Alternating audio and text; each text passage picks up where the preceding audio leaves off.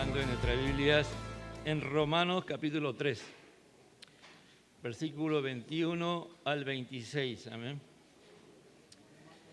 Romanos capítulo 3.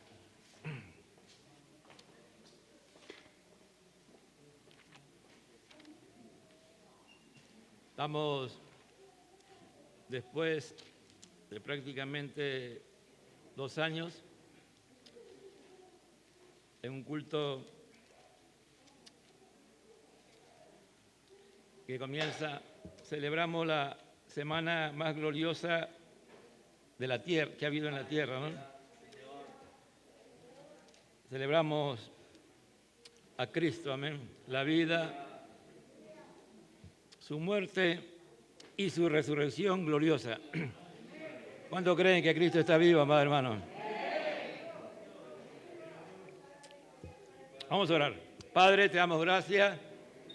Gracias por la bendición de ser hijos tuyos, Señor. Gracias por seguir amándonos. Aunque somos infieles, tú permaneces fiel. Gracias por tu misericordia, Señor. Y a veces pecamos, Señor, y nos arrepentimos, y tu misericordia se extiende hacia nosotros. Gracias por tu fidelidad, Señor. Gracias porque tú eres santo, Señor. Gracias por tu amor, Señor. Gracias por tu providencia. Y gracias por hacerte semejante a nosotros, Señor, con el propósito de ir a morir a la cruz por causa de nuestros pecados, Señor. Pero también gracias a nuestro Padre y a tu Espíritu Santo que te levantaron de los muertos para dar cumplimiento a las promesas que nuestro Padre había prometido, Señor. La salvación de los hombres en Cristo Jesús. Vamos a leer la palabra en el nombre del Padre, del Hijo y del Espíritu Santo. Romanos 3, 21. Pero ahora, aparte de la ley, la justicia de Dios ha sido manifestada, confirmada por la ley y los profetas. Esta justicia de Dios, por medio de la fe en Jesucristo, es para todos los que creen. Porque no hay distinción, por cuanto todos pecaron y no alcanzan la gloria de Dios. Todos somos justificados gratuitamente por su gracia, por medio de la redención que es en Cristo Jesús, a quien Dios exhibió públicamente como propiciación por su sangre, a través de la fe, como demostración de su justicia, porque en su tolerancia Dios pasó por alto los pecados cometidos anteriormente, para demostrar en este tiempo su justicia, a fin de que Él sea justo y sea el que justifica al que tiene fe en Jesús. Tomen asiento, amados hermanos.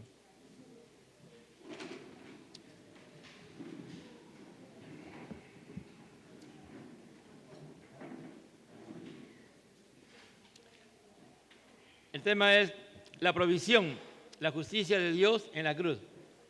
Para muchos, estos versículos son el corazón no solamente del libro de Romanos, no solamente del Evangelio, sino de toda la Biblia, ¿no? Lo consideran el corazón de la Biblia, el corazón donde está centralizado la obra de nuestro Señor Jesucristo, que Él había Dios planificado de antes de la fundación del mundo, ¿no? El corazón de Romanos y de la Biblia es estos versículos, realmente son bien densos, bien, si tú comienzas a escudriñarlo y a leerlo profundamente, vas a entender por qué. El apóstol Pablo escribe a una iglesia que él no ha sido el fundador, pero que de ella se hablaba mucho y que estaba ubicada en la capital del Imperio Romano, en Roma mismo. Y lo que se cree que fue formado por un grupo de creyentes que estuvieron en el día de Pentecostés y llevaron el Evangelio y levantaron una iglesia que se reunía en casas, no es que tenían un local. A veces tenemos la idea siempre nosotros de local, ¿no? Pero en ese tiempo no había un local, había muchos lugares, muchas casas, Pues usted lea Romanos 16, ahí está la demostración, ¿no? Que se reunía en casas.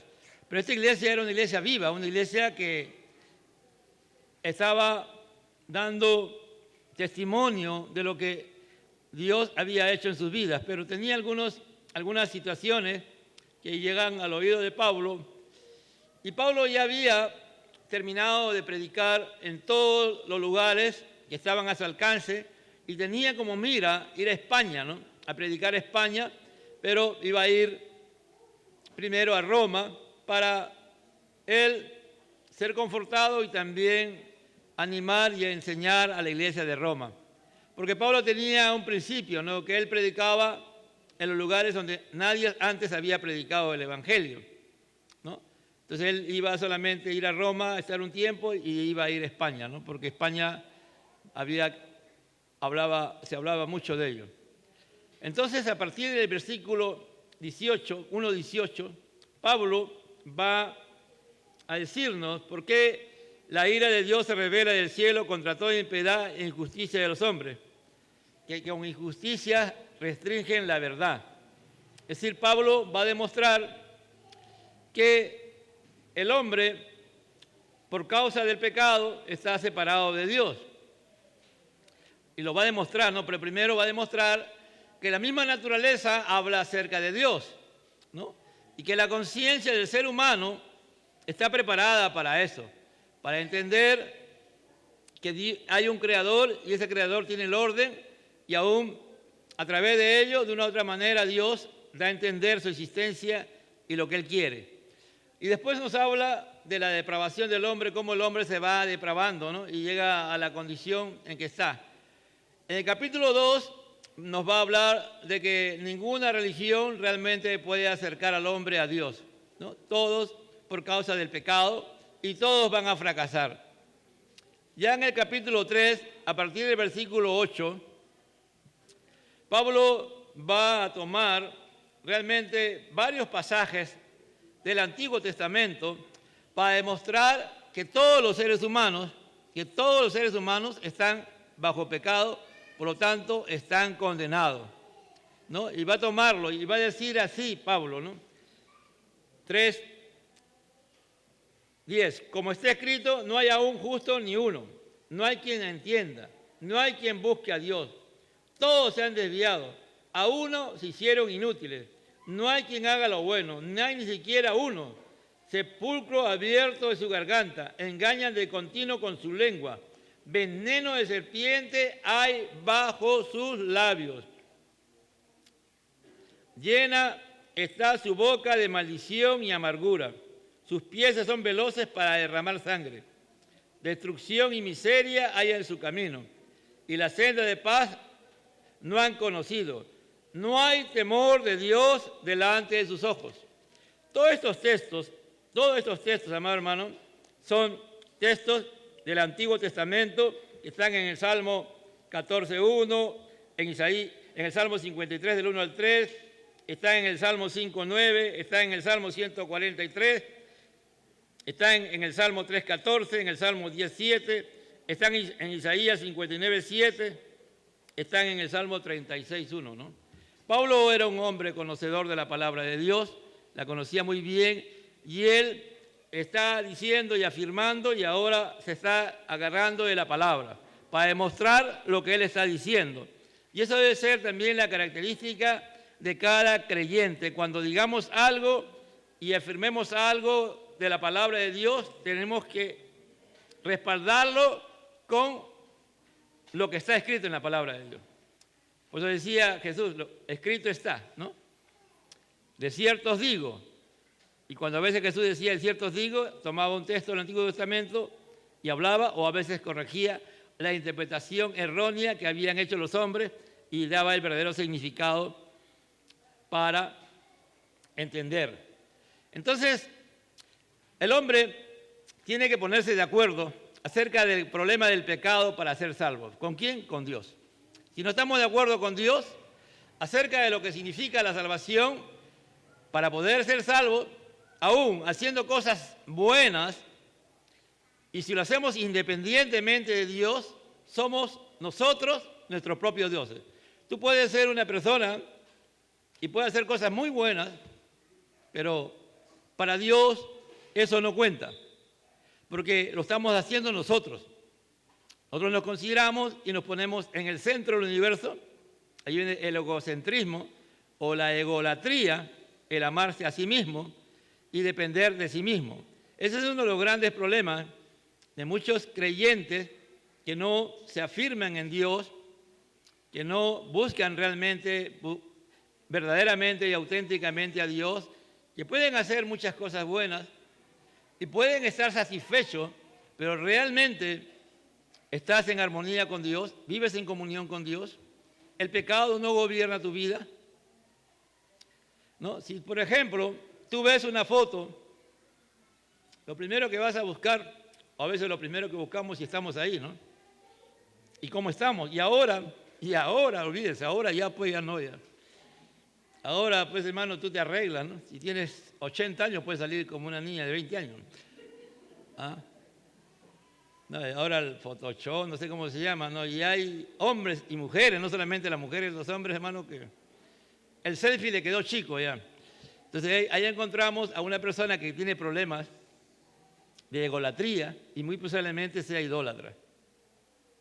Tú no puedes caer en las redes que el mundo ha creado, pero si tienes esa costumbre como cristiano de siempre estar posteándote y siempre colocando, ponte delante de Dios. Tú estás en el centro del universo, tú eres el centro, no es Dios. Cuando discutes con alguien y termina la discusión, después comienzas a repasar la discusión y muchas veces dice, le hubiese dicho esto, lo otro, nosotros a veces en nuestra mente ganamos, ¿no?, la discusión después de que hemos discutido, ¿no? Yo creo que a todos nos pasa eso a veces, nos ha pasado, ¿no?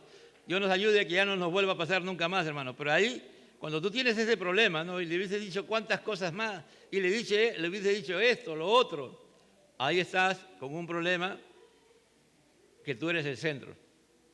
Jesús dijo, al que te maldice, bendícelo, ¿no? Al que te persigue, ora por él, ¿no? Al que te pide llevar una carga a una amiga, lleva 2 cargas, 2 migas. Al que te pide tu abrigo, dale tu abrigo y tu chompa, le dice, ¿no? Regálselo. El que te pide prestado, no se lo niegues. Entonces Jesús rompe todo esquema, ¿no? Pero a veces nosotros aún permanecemos con cosas que son carnales, porque nosotros somos el centro, ¿me entiendes? ¿Cómo hemos obtenido nuestra identidad? La identidad que tenemos nosotros, ¿es una identidad cristiana o es una identidad basada en los principios del mundo? ¿Quién guía tus pensamientos? ¿Quién guía tu vida? El día de hoy, hermano, esa es la gran estrategia, ¿no? Por ahí hay un personaje político que nunca ha sido presidenta del Perú, nunca. Habrá sido su padre, pero ella, cualquier problema que pasa en el Perú, ella es la culpable, ¿no? Y cuando tú vas, ¿quién ha hecho todo eso? ¿Quién ha armado? ¿Quién te ha metido en la mente, y aún de cristianos también, que ella es la culpable de todos los problemas?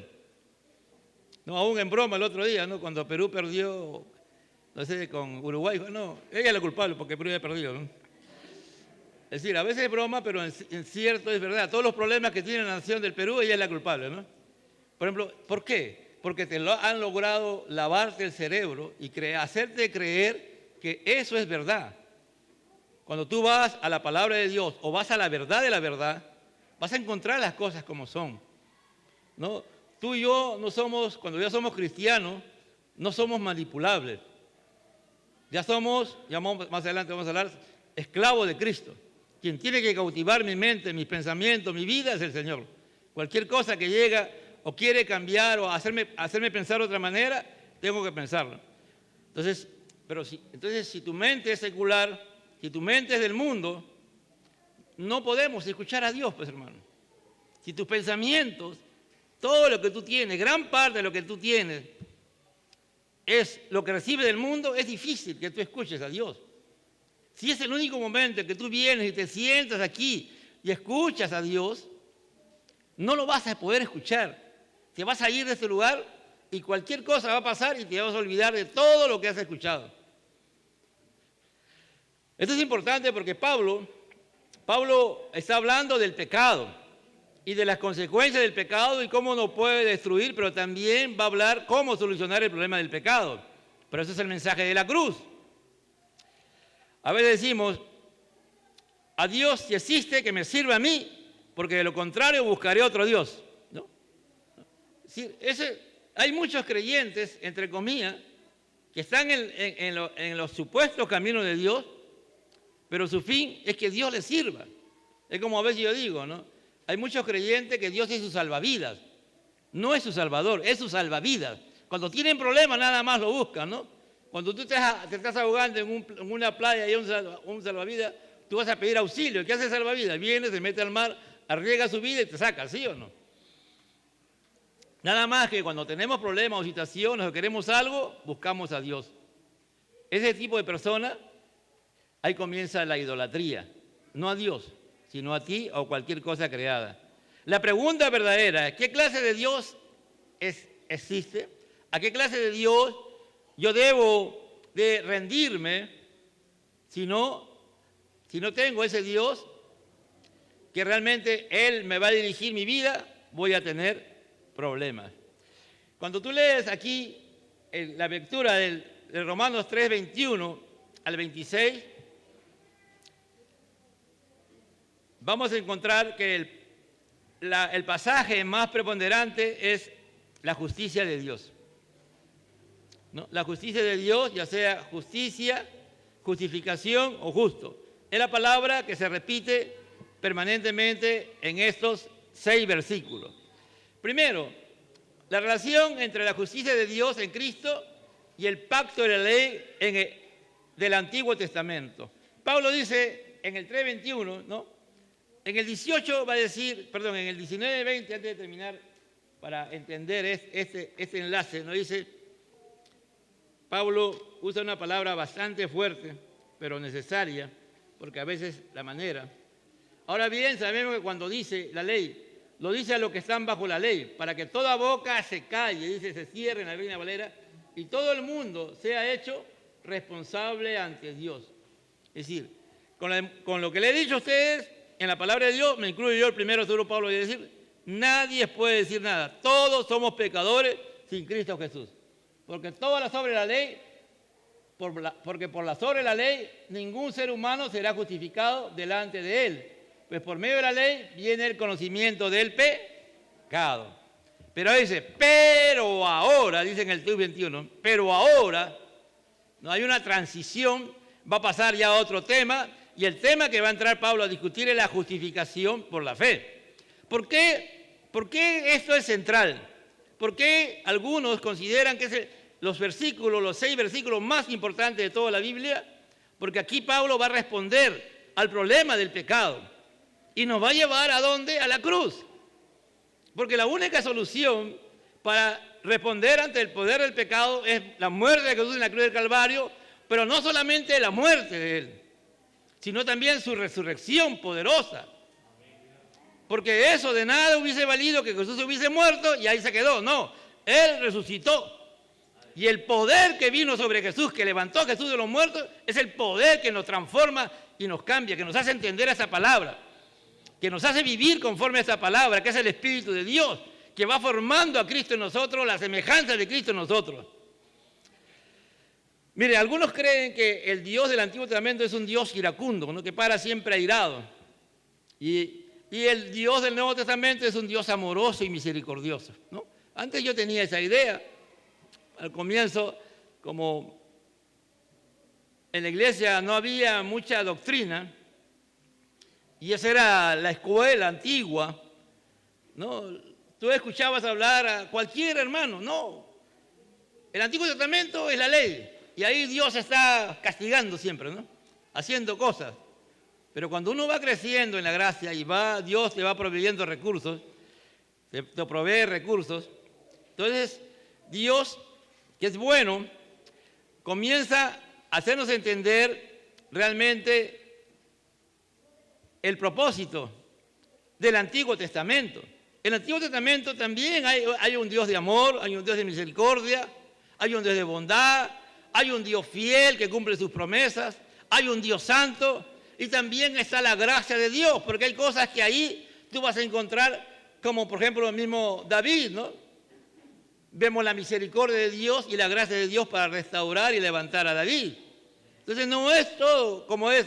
Y también si miramos entre la ira de Dios en el Antiguo y en el Nuevo, en el Nuevo, ¿quién habla del infierno más? ¿Quién habla permanentemente del infierno? Jesucristo. No, Jesús dice ya, mándalo ahí donde al lloro y rechinar de dientes. Mándalo ahí y describe cómo es el infierno todavía. Entonces, aún si yo voy al libro de Apocalipsis, va a encontrar que ahí Dios está, ¿no?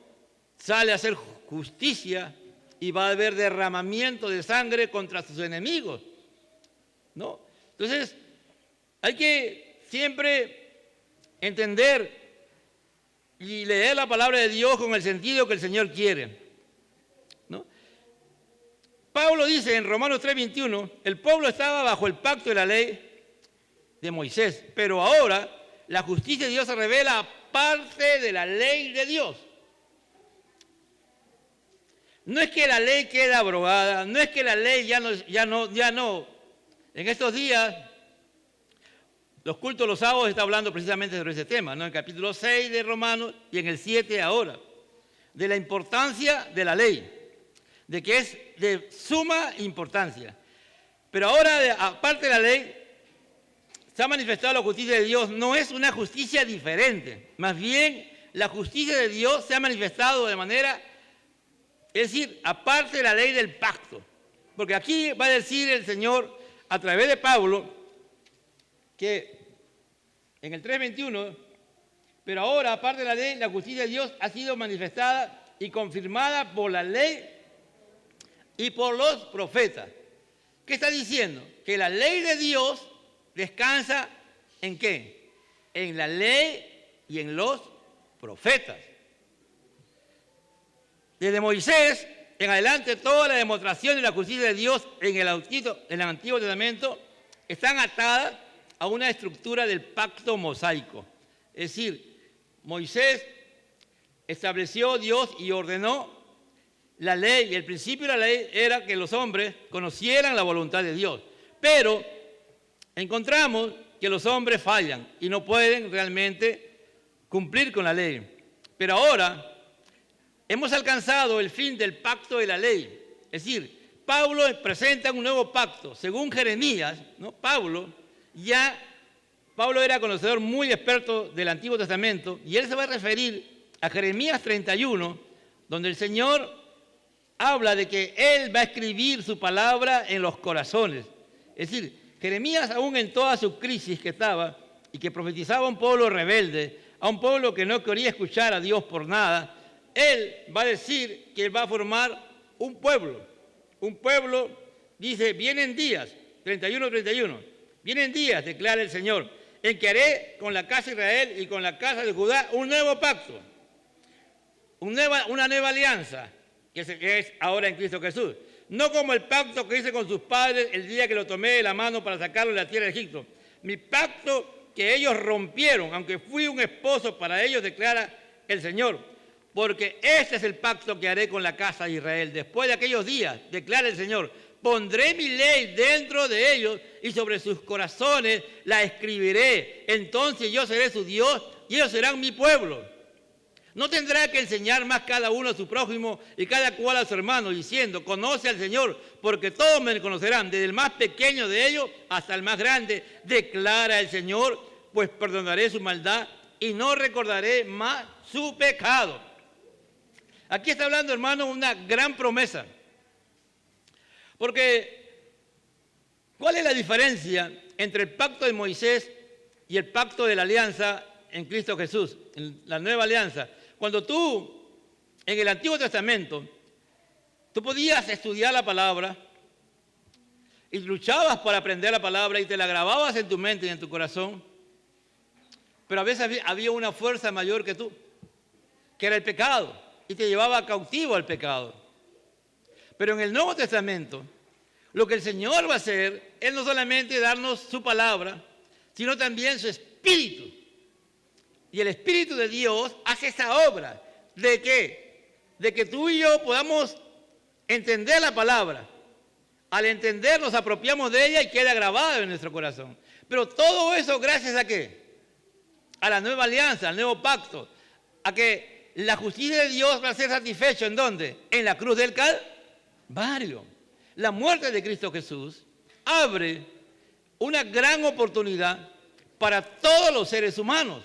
No solamente para nosotros los creyentes, sino para cualquier ser humano que al final pueda entender que él está en pecado, que él está lejos de Dios, que se tiene que arrepentir de sus pecados. Esa obra Dios la hace por medio del Espíritu Santo y su palabra, para que esa persona, al entender que está en pecado y que tiene un problema con Dios y que tiene que solucionar el problema del pecado, y la única solución es yendo a la cruz de Cristo, donde Cristo murió por todos los pecadores, no hay otra salida, no hay otra solución. Dios va a hacer esta obra de poner su palabra en nuestros corazones, pero por medio del Espíritu Santo. Por eso es necesario andar lleno del Espíritu Santo. Por eso es necesario entender y comprender el gran significado de la muerte de Cristo en la cruz del Calvario, amado hermano. Ahí se satisface la justicia de Dios.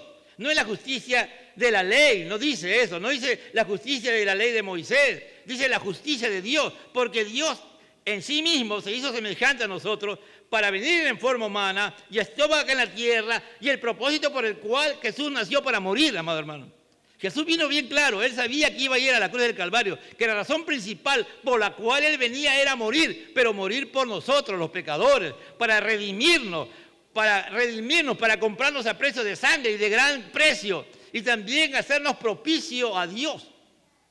Es decir, para que seamos propicios, para que Dios pueda trabajar en nuestras vidas. Por eso que es importante entender, esta manifestación de la justicia de Dios ha llegado para solucionar el problema del pecado y lograr que personas justas en Cristo. Ahora tú y yo somos justos en Cristo Jesús, amado hermano.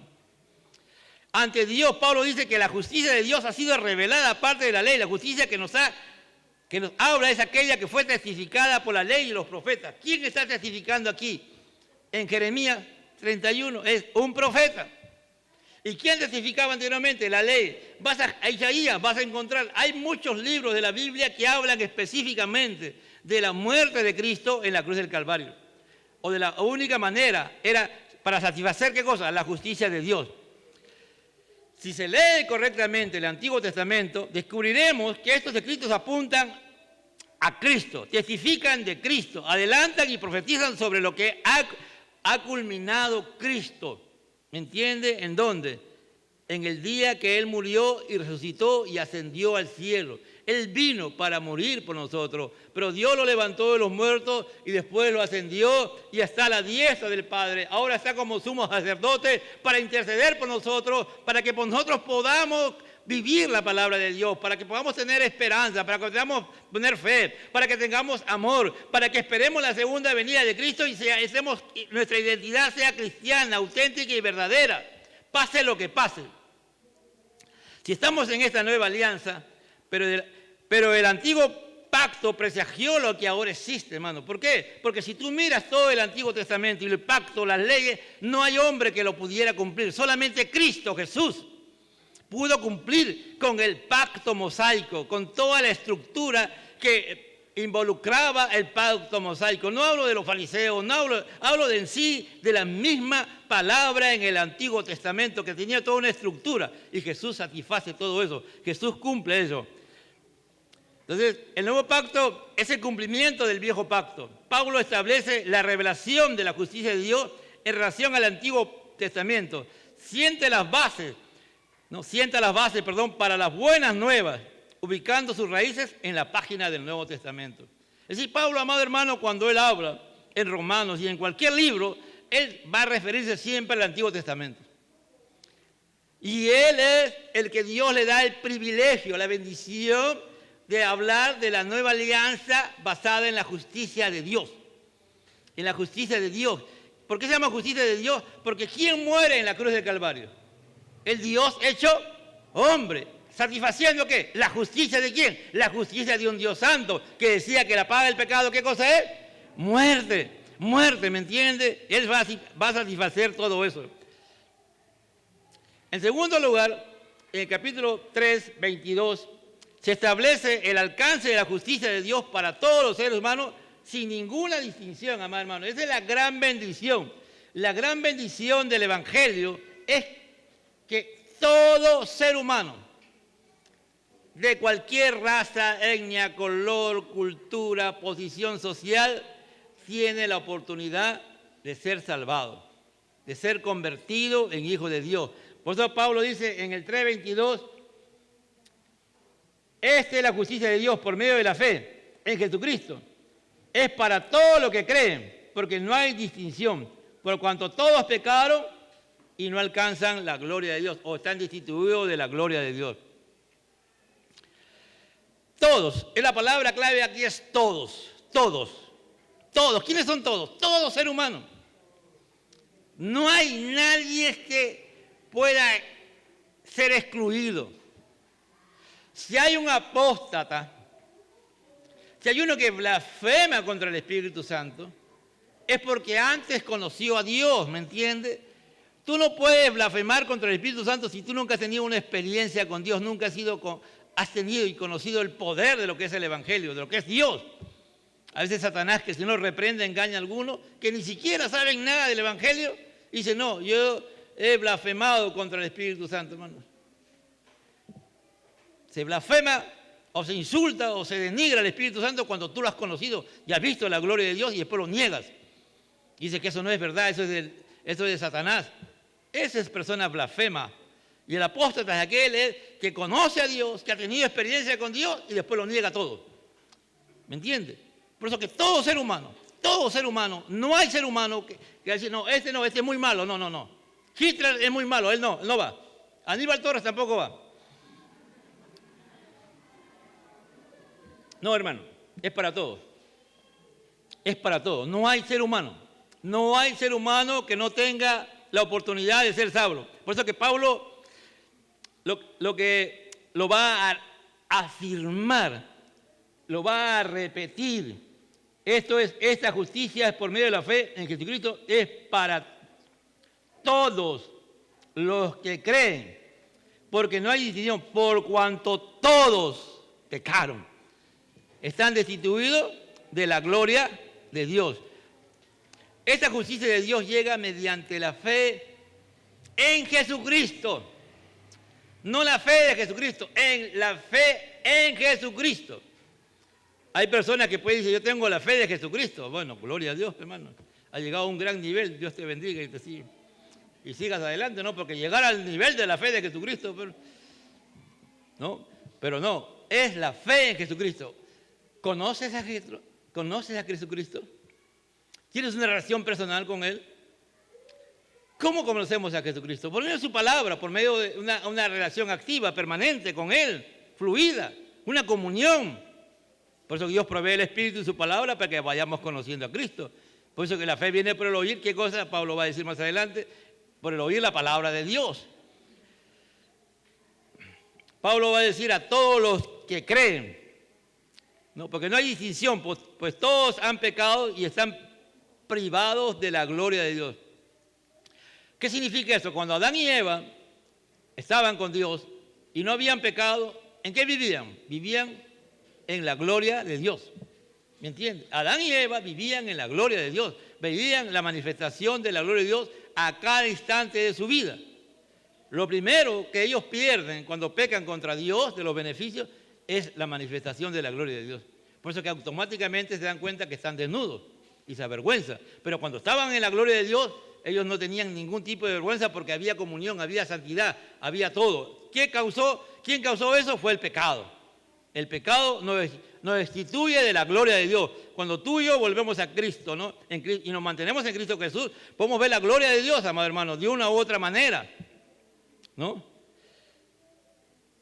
El motivo de la repetición es enfatizar el término todos, el cual conecta este párrafo con qué hemos leído hace un momento, que ha demostrado Pablo del 1:18 al 3:18, que todos los hombres son pecadores. Le ha hablado a todos, incluyéndonos nosotros. Si estamos aquí y somos algo es por la gracia de Dios y porque estamos en Cristo Jesús, por su misericordia, por su bondad, permanentemente, pero no es por sí mismo. Entonces, todos están bajo el peso del pecado, todos están condenados y todos necesitan la justicia de Dios. Esa es la clave. Y este es uno de los grandes problemas del día de hoy, hermano. La gente no le quiere que tú le hables que está en pecado. Ahora no, tú me estás maltratando, tú me estás ofendiendo, ¿qué? Tú no me metes en mi vida privada, ¿qué tienes que ver tú? Los derechos humanos en realidad son los derechos inhumanos, hermano. Porque hacen al hombre inhumano, lo hacen al hombre egoísta, lo hacen al hombre idólatra, lo hacen al hombre pagano. Los derechos humanos, tanto los derechos general y también los del niño y adolescente, lo que buscan es destruir al ser humano, hacer el centro. Por eso que aquí es importante que sepamos que todos estamos bajo el pecado, bajo el peso del pecado, y todos estamos condenados y todos necesitamos la justicia de Dios, todos.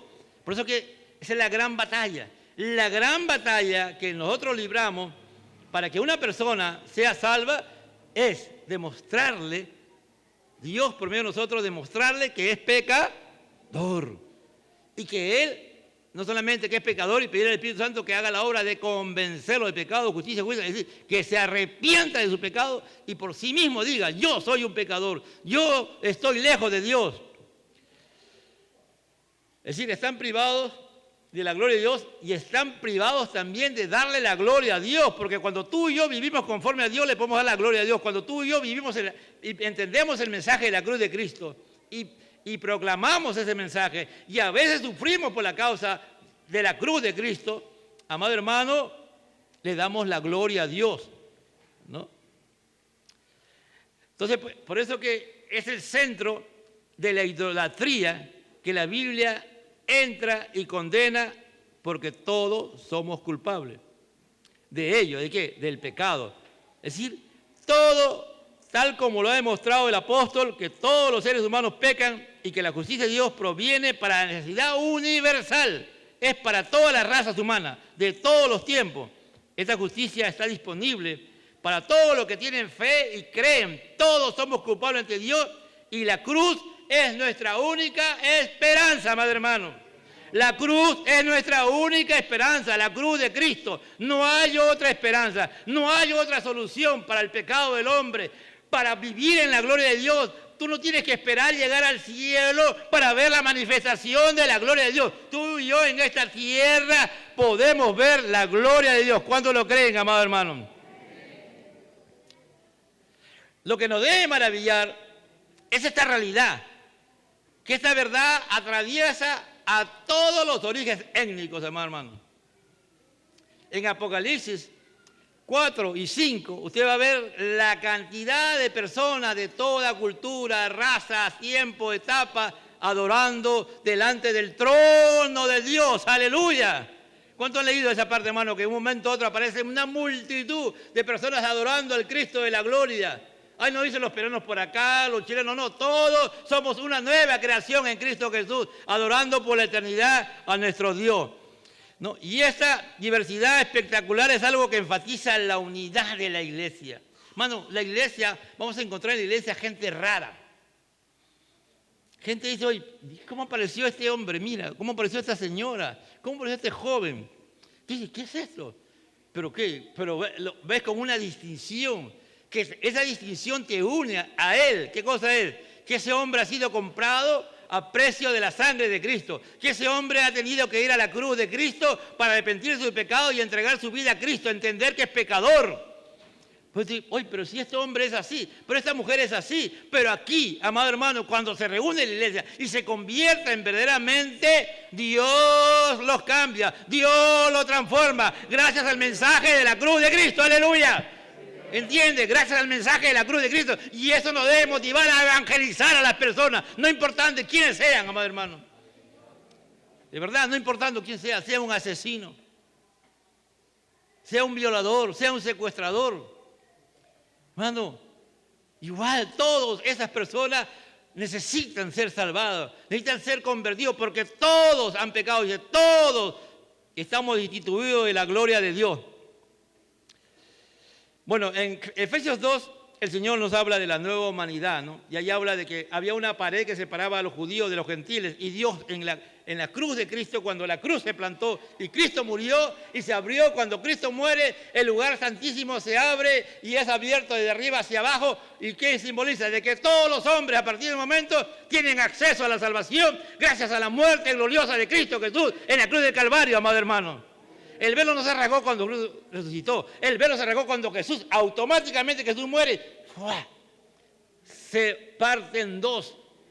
Y todos a partir de ese momento pueden llegar a la presencia de Dios. No importando la persona, no importando su condición pecadora, vil, maldita. Pero si llega el mensaje de Cristo, la cruz de Cristo tiene poder para cambiarlo, para transformarlo. ¡Aleluya! Pues es importante el mensaje de la cruz.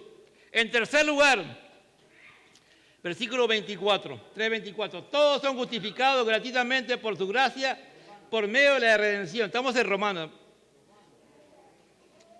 Todos son justificados gratuitamente por su gracia, por medio de la redención que es en Cristo Jesús, a quien Dios exhibió públicamente como propiciación.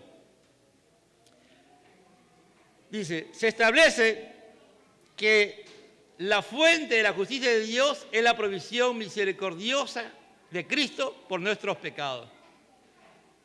¿Quién es la fuente de la justicia de Dios? Jesucristo. ¿No? Jesucristo es la fuente, amado hermano. Mire, la palabra redención, antes tú podías empeñar tu casa, o tus joyas, o cosas tuyas, ¿no? Y decías, ¿cuánto me das como préstamo? Eso valía 30.000 soles y tú le dabas, te doy 5.000 soles o 2.000 soles ya. Pero solamente tienes plazo 3 meses para recuperarlo. Si no, tú no llegas a los 3 meses, ya es mío. Así era la condición, ¿no? Y la gente lo hacía. Antes de los 3 meses algunos rescataban y otros perdían. Eso, y cuando ibas tú y pagabas 2.000 más los intereses, le pagabas a esa persona te devolvía la prenda que tú le habías dado. Eso se llama, estoy redimiendo lo que era mío. Es decir, estoy volviendo a comprar lo que me pertenecía, ¿no? Eso lo hace un ser humano. Antiguamente, también los esclavos eran vendidos, ¿no? Un esclavo era vendido y era comprado por una persona. Y esa persona era el dueño de ese esclavo. Y tú lo conocías a ese esclavo y querías darle la libertad a ese esclavo. ¿Qué hacías tú? Ibas, hablabas con el dueño del esclavo, le decías, ¿cuánto cuesta ese esclavo? Y el hombre te decía, vale $100.000. $100.000, ya. Te traigo los $100.000. Le pagaba al hombre los $100.000 y el hombre le hacía un contrato y le decía que ese hombre en la cual escribía, él era libre, que había sido comprado por él, por lo tanto, era libre de él y se lo entregaba al otro, al que lo compraba. Pero este hombre que lo compraba, agarraba otra carta y decía, yo declaro la libertad de esa persona. Y ese hombre era libre. No sé si han visto ustedes algunas películas americanas que cuando salen, ¿no?, la gente de color, lamentablemente en Estados Unidos, fueron esclavos. Ellos sacaban un documento y lo mostraban, no, acá, y eso valía. Eso era el acto de redimir. Pero también había un sistema del templo. El templo pagano jugaba un papel importante también en la redención, ¿no? Vamos a poner que tú querías comprar a un esclavo, ¿no? Querías comprar a él esclavo. Tú no lo podías comprar directamente, tenías que pedirle, mira, quiero comprar ese esclavo. Y el dueño iba y lo llevaba al templo, ¿no? Ya lo del templo sabía que tú lo ibas a comprar, ¿me entiendes? Ya, tú decías, yo quiero $10.000, $10.000, ya, $10.000, sí. Hay que pagar $10.000, pero había que pagar una cuota adicional. Eso ya no era algo, un permanente, no era un porcentaje fijo. Entonces tú ibas y le pagabas a los que estaban en el templo y le comprabas a ese esclavo y te lo entregaban a ti. Ya cuando tú agarrabas y lo declarabas libre, ese esclavo quedaba libre. Entonces el Redentor pagaba el precio del esclavo a algún templo pagano, añadiendo una pequeña cantidad para los sacerdotes. Luego el templo pagaba el precio al dueño del esclavo y se transfería la propiedad al Dios de dicho templo. Y ahí es donde tú ibas y lo comprabas, ¿no? Por tanto, se redimía al esclavo de la servidumbre a su dueño y se convertía en esclavo del dios pagano y después, bajo esa condición, era vendido al que lo quería redimir, ¿no? Claro está que si alguien era esclavo de un dios pagano, en esencia significaba que era libre y podía hacer como quisiera. Pablo toma prestado este lenguaje para decir que los cristianos han sido redimidos de la esclavitud del pecado, pero como resultado de esto se han convertido en esclavos de Jesucristo. Ya los jóvenes que están estudiando en Romanos 6 han visto los beneficios de ser redimidos de la esclavitud del pecado, al pecado, de la esclavitud al pecado, para ser esclavos de Cristo. Somos esclavos de Jesucristo, hemos sido redimidos de la esclavitud al pecado. Hoy debemos de cantar y adorar, porque por la sangre de Cristo nosotros hemos sido libertados del pecado. Amén. ¿Dónde fue? En la cruz del Calvario. Aleluya. Ahí Dios Padre pagó por nosotros con la vida de su Hijo Jesucristo. Somos justificados gratuitamente por la gracia mediante la redención que es en Cristo Jesús. El esclavo no puede comprar su libertad. Sería contrario al concepto de esclavitud. No puede, tú y yo no nos podemos salvar a sí mismos. No había esclavo que se podía comprar a sí mismo. No podía. ¿Me entiendes? Así es, tú y yo no nos podemos salvar a nosotros mismos. Necesitamos ¿qué? La cruz de Cristo para ser salvados, para ser comprados por Dios. Y tenemos que ser, a partir de ese momento, redimidos y convertirnos en esclavos de Dios.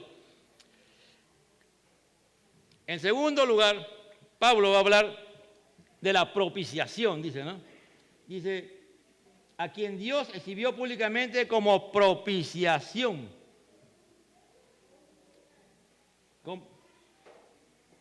Propiciación públicamente por su sangre. La palabra dice, pero ahora, ¿no? Pablo habla de pero ahora, ¿no? ¿Qué hace Dios?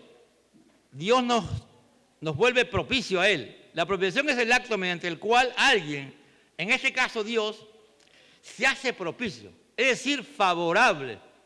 Antes de este acto de redención, de expiación, ¿cómo éramos para Dios? Estamos bajo ¿qué? Bajo la ira de Dios. No éramos agradables a Dios por causa de ¿qué? Por causa del pecado. ¿Entiendes? Por causa del pecado nosotros no éramos del agrado de Dios. Dios nos podía mirar con ira. Pero también Dios nos mira con amor. Porque de tal manera amó Dios al mundo que ha dado su Hijo unigénito para que todo aquel que en Él crea no se pierda, mas tenga vida eterna. Porque de tal manera amó Dios al mundo. Hasta ahí nomás. Dios ama al pecador, pero también está airado con el pecador por su pecado. ¿Me entiende? Entonces la propiciación hace que cuando Cristo muere por nosotros, Él hace que Dios sea propicio a nosotros. Que ya, si tú y yo nos arrepentimos de nuestro pecado, entonces Dios ya no mira nuestros pecados. Porque nos hemos arrepentido, hemos confesado nuestros pecados, el Señor con su sangre nos ha limpiado de todo pecado, nos ha comprado a precio de sangre. Entonces cuando Dios ya nos mira, somos propicios. ¿A quién? A Dios. Dios es el autor de la salvación. Dios envió a su Hijo Jesucristo. ¿Para qué? Para que tú y yo seamos salvados, para que Dios ya no nos mire con ira y no estemos determinados, nuestro destino esté en el lago de fuego eterno ni en el infierno, sino que tengamos comunión con Dios. ¿No? Entonces, amado hermano, el sacrificio de Cristo en la cruz del Calvario también cumple el objetivo de ser propiciación, que aparta la ira de Dios, ¿no? Entonces, la ira de Dios es intensamente personal, amado hermano. Dios y tú y yo no estamos arrepentidos de nuestros pecados, amado hermano, la ira de Dios está airado contra ti, contra mí, si permanecemos en el pecado. Dios te ama, es verdad, pero Dios no puede negarse a sí mismo. Él no tiene comunión con el pecado. Él rechaza el pecado. Él odia el pecado. Por eso que fue necesario que Cristo Jesús viniera a morir por nosotros en la cruz del Calvario. Por eso que en el día en que Jesús muere, la hora en que Jesús muere, Él se aparta y le da la espalda a Cristo, porque estaba llevando, ¿qué cosa? Nuestros pecados. Nuestros pecados. La ira de Dios vino sobre Cristo Jesús. Cristo aplacó la ira de Dios. Cristo se puso al medio, ¿para qué? Para ser salvado. Por eso que el mensaje de la cruz es tan importante. Yo sé que en este tiempo es complejo. La gente no está receptiva a este mensaje. La gente vive en su mundo como nunca antes se le ha dado la oportunidad. Las redes sociales, los medios sociales han lavado y seguirán lavando la mente de la gente, convirtiéndolo a ellos en el centro.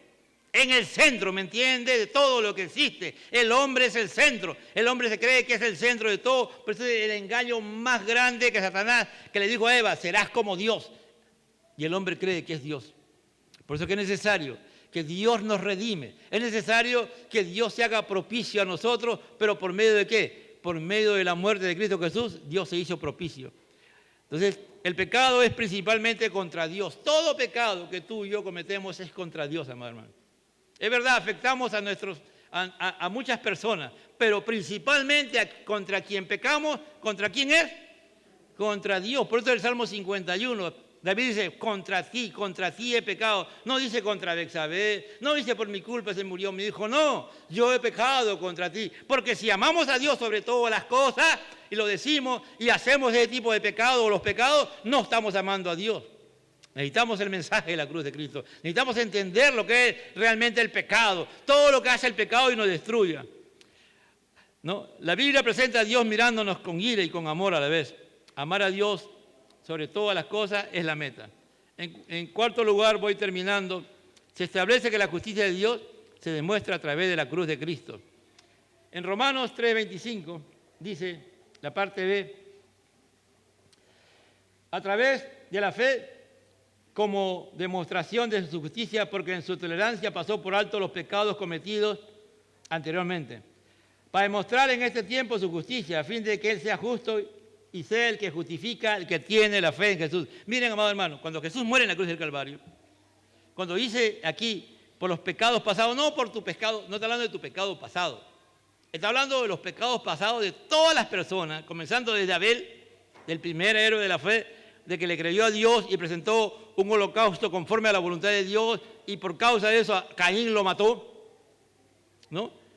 A partir de ese momento, todas esas personas están con el Señor, han estado con el cielo y siguen en el cielo, pero hasta antes de la muerte de Cristo en la cruz del Calvario, ellos solamente eran salvos por la fe, ¿me entiende? Porque le creían a Dios, pero faltaba el elemento más importante. ¿Cuál era?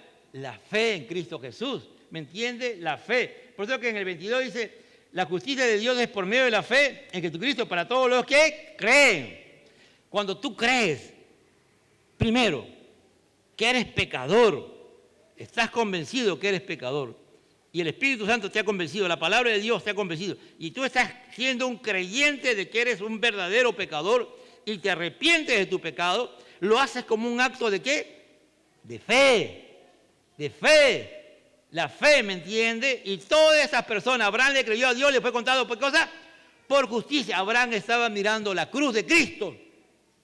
Por eso que Abraham sabía que cuando él iba a matar a su hijo Isaac, Dios lo iba a levantar de los muertos a Isaac. Abraham creía en la resurrección, y si creía en la resurrección, Dios de una u otra manera en algún momento le mostró la cruz de Cristo, amado hermano, donde ahí Dios iba a salvar. Por eso que ahí cuando Cristo muere, paga por todos los pecados de todas esas personas que habían muerto antes de que Cristo muriera en la cruz del Calvario, pero estaban salvos en la presencia de Dios. Dios estaba endeudado consigo mismo, porque la paga del pecado es muerte. La muerte de Jesús redime a todos esos pecados de esa persona. Amén. Eso es una esperanza gloriosa. Por eso dice acá el 3:22, esta es la justicia de Dios por medio de la fe en Jesucristo, es para todos los que creen. Es decir, no solamente hay que tener fe, hay que creer. Hay hermanos que dicen, yo tengo fe, pero no creen. Ya no tienen fe, pues hermanos. La fe actúa creyendo. La fe te hace confiar en Dios. Tú Tienes fe, crees en la promesa de Dios y confías en Dios totalmente. Pase lo que pase, tú y yo tenemos que creer que hemos sido salvados por Cristo gracias a la cruz de Cristo. La cruz de Cristo, Dios me redimió. Cristo hizo propicio para que seamos propicios al Padre, para que el Padre nos mire con agrado. La expiación, la muerte de Cristo en la cruz del Calvario por nuestros pecados, que Él tomó nuestro lugar, vale, amado hermano, y tiene poder, nos salva el Señor, aleluya. Por eso termino diciendo, para demostrar en este tiempo su justicia, a fin de que el que crea sea justo y sea el que justifique al que tiene fe en Jesús. ¿Tú crees que eres justificado por la fe? ¿Tú en Cristo Jesús eres justo? Si tú has venido si estás viniendo a la clase de Romanos, tú me vas a responder que sí.